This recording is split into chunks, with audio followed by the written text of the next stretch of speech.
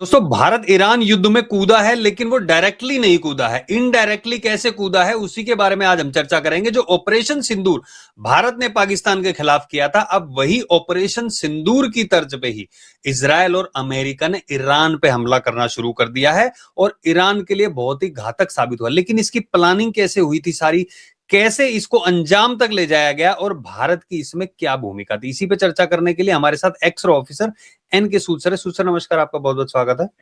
नमस्कार, बहुत बहुत शुक्रिया आपका। सूद सर, कैसे ये ऑपरेशन सिंदूर की तर्ज पे हमला हुआ था, आप स्टार्टिंग से बताइए और कैसे इसको अंजाम तक पहुंचाया गया। देखिए, जब अयातुल्ला खमेनी अपने आईआरजीसी के कमांडर्स के साथ बैठे थे, डिस्कस कर रहे थे किस तरीके क्या हमारी प्लानिंग होगी, किस तरीके से जो अटैक होगा हमारे पे उसको काउंटर करेंगे, तो उसी टाइम पे एक इजराइल के बॉम्ब्स गिरे उसी जगह पे और सारे के सारे लोग मारे गए। एक उसमें से आदमी बच गया जो आईआरजीसी कुड फोर्स का कमांडर था, इस्माइल कानी। उस पर शक हुआ कि 20 मिनट पहले वहां से निकल गया था। बाद में पता चला कि ये आदमी को आईआरजीसी ने अरेस्ट कर लिया, उससे पूछताछ की जा रही है। लेकिन फिर खबर आई कि यह आदमी पकड़ा गया है, यह आदमी पहुंच गया इजराइल के अंदर और उसको वहां पे सेलिब्रेट किया जा रहा है।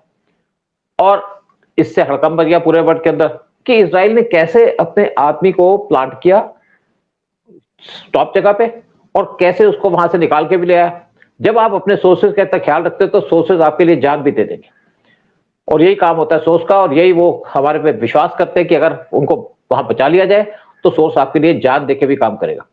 लेकिन मेन बात है कि उसके बाद जब दूसरा वहां पे लीडर आयतुल्लाह को अपॉइंट किया गया, उसको भी इजराइल ने मार दिया। फिर खमनाई का लड़का, उसको बना दिया इन्होंने आयतुल्लाह, उसको भी 5 घंटे के बाद वहां से मार दिया गया। तो इजराइल वहां पे पूरा काम कर रहा था, मिसाइलें फेंक रहा था पूरे ईरान के ऊपर और वहां के जो सिस्टम थे उनको डिस्ट्रॉय कर रहा था। लेकिन इजराइल की तरफ से फिर भी मिसाइलें दागी जा रही थी, फिर मिसाइलें दागी गई, इवन आपके यूएई के अंदर, सऊदी के अंदर और इवन आपके दूसरी कतर के अंदर। तो इससे हड़कंप बच गया कि वो तो इजराइल पे भी मिसाइलें फेंक रहा है, तो कैसे इसको काबू किया जाए। फिर पता चला इजराइल, ईरान अपने हिल्स से इन पे मिसाइलें दाग रहा है। और एक्चुअली क्या है कि ईरान के नॉर्थ वेस्ट के अंदर 4800 किलोमीटर के अंदर वहां पे हिल्स बने हुए हैं, जहां पे गड्ढे खोदे इन्होंने, हिल्स के अंदर टनल्स बनाई हुई, वहां से मिसाइलें दाग रहा था। जहां से मिसाइल आती थी उसको तोड़ा देते थे। लेकिन अल्टीमेटली देखा कि इसमें तो कई महीने लग जाएंगे इनकी मिसाइलों को तोड़ने में, तो उन्होंने इंडिया का तरीका अपनाया। इंडिया का जो ऑपरेशन सिंदूर था, जैसे जिस तरीके से इंडिया ने ऑपरेशन सिंदूर के अंदर पाकिस्तान के कैराना हिल्स पे अटैक किया, जहां पे उनकी न्यूक्लियर मिसाइल रखी हुई थी, और मिसाइलें स्टिक उसी जगह पे गिराई जहां पे उनके होल्स बने थे जो 4 फीट चौड़े थे, उसी पे मिसाइल घुस गई। और जिसकी वजह से जो कैराना हिल था जहां पे मिसाइलें रखी थी पूरा का पूरा ब्लॉक हो गया। तो अब यही टेक्निक अपनानी शुरू कर दिया है मोसाद ने और सीआईए ने ईरान को हराने के लिए।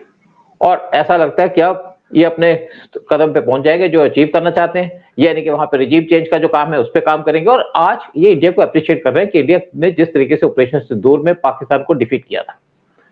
अच्छा सूद सर, ये पाकिस्तान तो झूठ बोलता रहा है कि हाँ भाई हमने ये किया, हमने ये राफेल गिरा दी और पता नहीं क्या क्या गिरा दिया, लेकिन अब सऊदी, टर्की और बाकी की भी जो कंट्री हैं, कतर है, वहां की जो इन्वेस्टमेंट है, एक तो ये बात करते हैं कि यूएई के अंदर लोगों ने इन्वेस्टमेंट की हुई है, $55 बिलियन की इन्वेस्टमेंट की है। लेकिन इन कंट्रीज ने, गल्फ कंट्रीज ने यूएसए के अंदर जो इन्वेस्टमेंट की है, अब पता चल रहा है कि वो अपनी इन्वेस्टमेंट खींच रहे हैं। एक दिन के अंदर $800 बिलियन उनके स्टॉक में टूटा है और वो बताया जा रहा है कि जो गल्फ कंट्रीज है वो अपना पैसा वापस ले रही हैं, क्योंकि अमेरिका का ये युद्ध था, उनका युद्ध नहीं था और अमेरिका ने उनको फंसा दिया है। तो क्या ये बात सच है और इसका भारत पे और पूरे वर्ल्ड पे क्या असर पड़ने वाला है? देखिए, गल्फ कॉर्पोरेशन काउंसिल में जो 3 मेजर कंट्रीज हैं वो है सऊदी, यूएई और कतर, साथ में बहरीन भी है उसके अंदर। और इनके जो टोटल इन्वेस्टमेंट थी यूएस के अंदर वो थी $3 से $4 बिलियन की। यूएई की अकेली जो इन्वेस्टमेंट थी वो थी $1.3 बिलियन, ट्रिलियन डॉलर, 3 से 4 ट्रिलियन डॉलर की। जो यूएई की अकेली इन्वेस्टमेंट थी वो थी $1.3 ट्रिलियन की। अब इन्होंने देखा कि हमारा युद्ध तो था नहीं और यूएई के ऊपर 1100 मिसाइल दाग दी ईरान ने। क्यों दाग दी? क्योंकि वो उनको लगता है कि ये यूएस के क्लोज है। सऊदी न्यूट्रल रहने की कोशिश कर रहा था, इसकी जरूर कुछ इश्यूज थे तेहरान के साथ, लेकिन यूएई का कोई भी इशू नहीं था, फिर भी उस पर मिसाइल दाग दी। इनके ऑयल डिपो पे अटैक कर दिया, इनके जो गैस के डिपो थे उस पर अटैक कर दिया। तो अब इन कंट्री ने सोचा कि हम यूएस से डिस्टेंस मेंटेन करेंगे।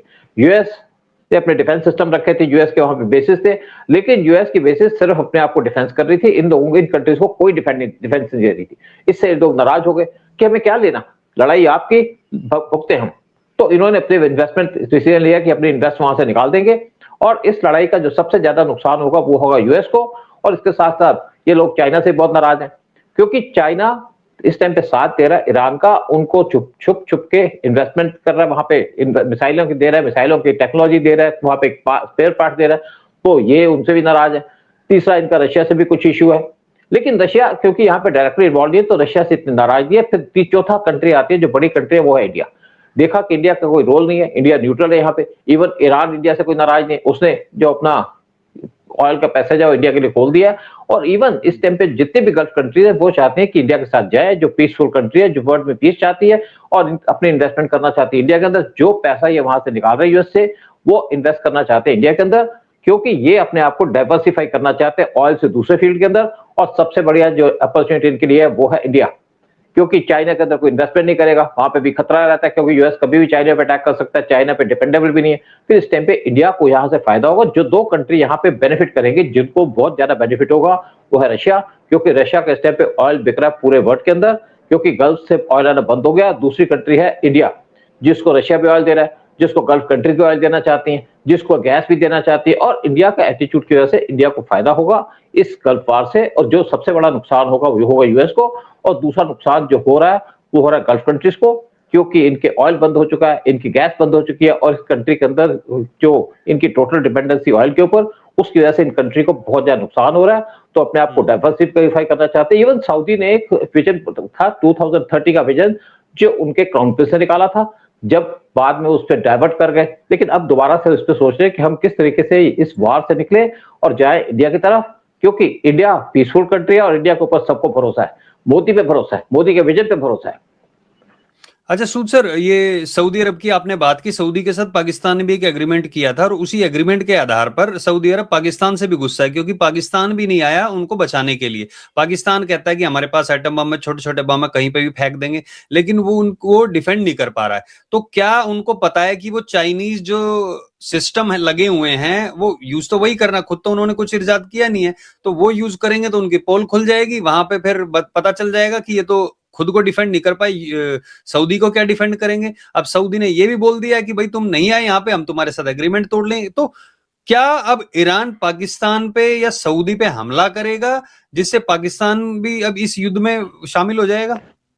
देखिए, एक्चुअली क्या था कि सऊदी और पाकिस्तान का डिफेंस का एग्रीमेंट हुआ था सितंबर 2025 में, जिसके अंदर था कि अगर कोई सऊदी पे अटैक करेगा तो पाकिस्तान साथ में आएगा। तो सऊदी को उम्मीद थी कि इनके ऊपर जब हूथीज अटैक करेंगे तो पाकिस्तान उसको सपोर्ट करेगा, अपनी फोर्सेस को भेजेगा, और पाकिस्तान को था कि अगर इंडिया उस पर अटैक करेगा तो पाकिस्तान को यूएई सऊदी मदद करेगा। लेकिन जब पाकिस्तान और तालिबान की लड़ाई हुई तो सऊदी ने बीच में आने से मना कर दिया। उसके बाद जब ईरान ने सऊदी पे अटैक किया तो सऊदी ने पाकिस्तान से कहा आप क्या कर रहे हो। पाकिस्तान ने स्टेटमेंट दे दी जब खमनेई की डेथ हुई, उनको कहा कि बड़ा अफसोस हुआ, खमनेई की डेथ हो गई है, और वार को कंडेम कर दिया।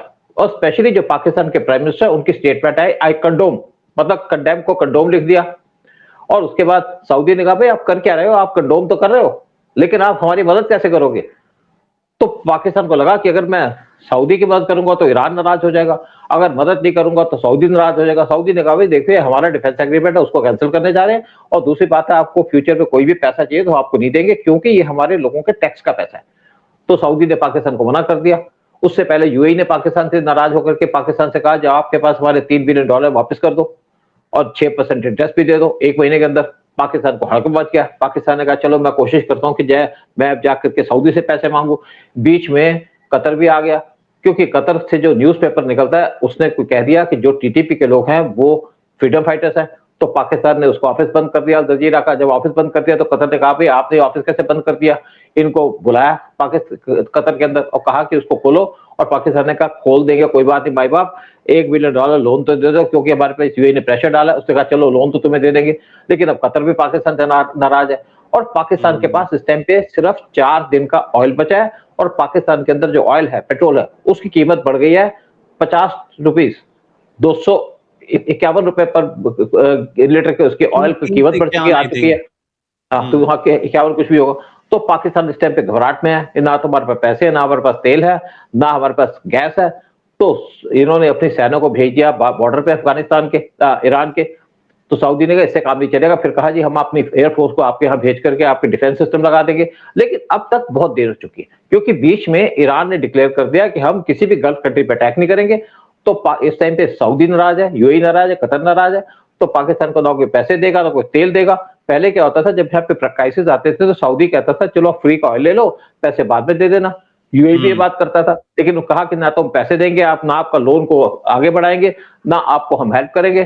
तो पाकिस्तान के अंदर बहुत बड़े क्राइसिस आने वाले और पाकिस्तान डूब जाएगा। साथ में पाकिस्तान के ऊपर इस टाइम पे टीटी पे अटैक कर रही है, साथ में अफगानिस्तान से उसकी लड़ाई चल रही है, साथ में बलूचिस्तान उस पर अटैक कर रहे हैं, साथ में गिलगित बाल्टिस्तान के अंदर भी प्रोटेस्ट चल रहे हैं, पीओके के अंदर प्रोटेस्ट चल रहे हैं, सिंधी भी इस टाइम पे खड़े हो चुके हैं पाकिस्तान की गवर्नमेंट के खिलाफ। कब पाकिस्तान टूटेगा कुछ कह नहीं सकते।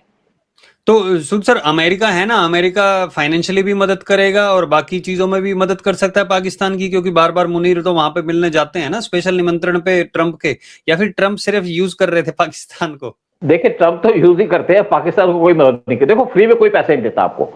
आपको गल्फ कंट्रीज पैसे दे देगी फ्री में। ट्रंप किसी के बाप का सगा नहीं है, ट्रंप किसी को कुछ नहीं देता। आपको थोड़े से पैसे दे देगा डिफेंस के लिए, लेकिन लोन तो वो देते ही नहीं है। इवन आईएमएफ ने मना कर दिया कि आपको लोन नहीं देंगे, इवन वर्ल्ड बैंक ने मना कर दिया पाकिस्तान को आपको लोन नहीं देंगे। वो कहते हैं अपनी इकोनॉमी ठीक करो भाई, अपनी इकोनॉमी को डेवलप करो। साथ में कहा करप्शन बंद करो, लेकिन पाकिस्तान ना तो इकोनॉमी ठीक कर सकता है, ना अपनी करप्शन बंद कर सकता है। पाकिस्तान अपने चक्रों में लगा हुआ, पाकिस्तान के अंदर सब झगड़े चल रहे हैं, हर एक फ्रंट पे पाकिस्तान इस टाइम पे फंसा हुआ है। कभी किसी कंट्री के साथ, कभी किसी के साथ। अपने जो नेबरिंग कंट्रीज है सबसे उसकी लड़ाई है, इससे पे ईरान से लड़ाई हो चुकी है, आपके अफगानिस्तान से लड़ाई है। इंडिया यहाँ पे बहुत बड़ी एक्सरसाइज कर रहा है पाकिस्तान के आसपास, क्योंकि वो पाकिस्तान को बिजी रखना चाहता है, पाकिस्तान को वो प्रेशर में डालना चाहता है। इसलिए इंडिया ने 12 मार्च तक वहां पे एक एक्सरसाइज का काम किया है पाकिस्तान के बॉर्डर से, ताकि पाकिस्तान कुछ कर ना पाए। राइट। तो मतलब कुल मिला के फायदा भारत को होने वाला है, क्योंकि भारत का न्यूट्रल पक्ष देख के गल्फ को पता चल गया है कि वो जो फोन कॉल्स की गई थी हमारे जो फॉरेन मिनिस्टर है उनके द्वारा, और मोदी ने भी कहा था कि वो कड़ी निंदा करते हैं जो भी हमला किया जा रहा है, तो उससे साफ साबित हो गया है कि हाँ, अब भारत ही है जो वहां उनको बचा सकता है, उनकी रक्षा कर सकता है, और आगे चल के चाहे वो इन्वेस्टमेंट पर्पसेस हो, चाहे वो सिक्योरिटी के लिहाज से। अब बिल्कुल, मैं यहाँ पे मैं एक और बात कहना चाहूंगा। यहाँ पे जब खमनाई की डेथ हुई तो इंडिया ने कोई वहां पे वो नहीं दिखाया, शौक नहीं दिखाया कि हमें बड़ा अफसोस है, क्योंकि उनके रिलीजियस लीडर हैं। भाई रिलीजियस लीडर हैं आपके शिया के, हम तो हिंदू कंट्री हैं, हम क्यों उस पर अफसोस करें, कोई उनका प्रेसिडेंट था नहीं वो। लेकिन दूसरी बात है कि ईरान की हमेशा से इंडिया के खिलाफ कुछ ना कुछ स्टेटमेंट आती रहती थी। जब 1965 का वार हुआ तो ईरान पाकिस्तान के साथ था, जब 1971 का वार हुआ तो भी ईरान पाकिस्तान के साथ था। उस टाइम पे इनको 400 टैंक्स भी दिए थे, बाकी पैसा और फंड्स भी दिए थे। फिर जब कारगिल अटैक हुआ तो भी ईरान की तरफ से कोई स्टेटमेंट नहीं है कि पाकिस्तान अग्रेसर है। जब आपका पहलगाम में हिंदुओं को मारा गया तब भी पाकिस्तान ईरान की तरफ से कोई स्टेटमेंट नहीं आई। जब ऑपरेशन सिंधु हुआ तो भी वो चुप रहे। तो इंडिया को चुपचाप उनके सपोर्ट करे। हाँ, बोला था 370 पे बोला कि कुछ बोल दिया है। दिल्ली दंगे हुए उसमें बोला कि मुस्लिमों पे अत्याचार हो रहे हैं, जो हमारा जो कानून आया था उसका नागरिकता का, उसके ऊपर भी बोला था। हाँ, लेकिन एक बात मैं कहूंगा कि इस टाइम पे जो कांग्रेस पार्टी है उसने बड़ा अच्छा काम किया। उसने बीजेपी से कहा आपने कोई कंडेम क्यों नहीं किया जो खमनाई पे अटैक हुआ। देखिए, कांग्रेस पार्टी का बनता है क्योंकि उनका जो लीडर है वो मुस्लिम है। ये नहीं मुझे पता शिया के सुन्नी है, लेकिन है तो मुस्लिम, तो वो तो कुछ कहेगा, उनको कहना बनता भी है। लेकिन बीजेपी तो हिंदू पार्टी है, हिंदुओं को सपोर्ट करती है, तो बीजेपी क्यों इसके ऊपर कोई स्टेटमेंट दे। तो इसलिए इनका कहना ठीक है, लेकिन हमारा कहना किस नहीं बनता कि हम कहें कि खमनाई क्यों मर गया। खमनाई वो आदमी है जिसने वहां पे 35,000 या 40,000 लोगों को अभी कत्लेआम किया रिसेंटली, और इसलिए कुछ आईआरजीसी के सीनियर लोग वो इस टाइम पे खमनाई से नाराज है, आईआरजीसी से नाराज है, क्योंकि वहां पे जिस तरीके से ईरानियों को मारा गया, यंग लड़कियों को मारा गया, फैमिली उजाड़ दी आईआरजीसी ने, घर घर में उन्होंने नॉक करके वहां से कहा बाहर आइए, बाहर जाकर के ले गए, पता ही नहीं चला कहाँ गए। तो आधे जो लोग हैं जिन्होंने डेमोन्स्ट्रेशन में पार्टिसिपेट किया था वो तो यहाँ से भाग गए। कोई टर्की भाग गया, कोई अजरबैजान भाग गया, कोई अर्मेनिया भाग गया, और किसी का पता नहीं कहाँ भाग गया। तो लोग इस टाइम पे डरे हुए, लोग इस टाइम पे सपोर्ट नहीं कर रहे जो इनकी प्रेजेंट गवर्नमेंट है। राइट। चलिए देखते हैं कि इसमें भारत को कितना फायदा होता है और भारत इसको किस तरीके से अपने संबंध मजबूत करने के लिए लगाता है। अमेरिका तो भारत के पीछे पड़ा ही हुआ है, लेकिन भारत किस तरीके से गल्फ के साथ और रिश्ते मजबूत करेगा, जिससे जो इन्वेस्टमेंट है वो भारत में आ सके, देखने लायक होगा। मोदी अपनी तरफ से सारा काम कर रहे हैं, चाहे ओपोजिशन कुछ भी करते रहे। अगर आप मोदी को सपोर्ट करते तो इस वीडियो को लाइक और शेयर करें और कमेंट सेक्शन में अपने विचार जरूर लिखें। बहुत बहुत धन्यवाद सूद सर आने के लिए, सारी जानकारी देने के लिए आपका। जय हिंद, जय भारत। जय हिंद, जय भारत।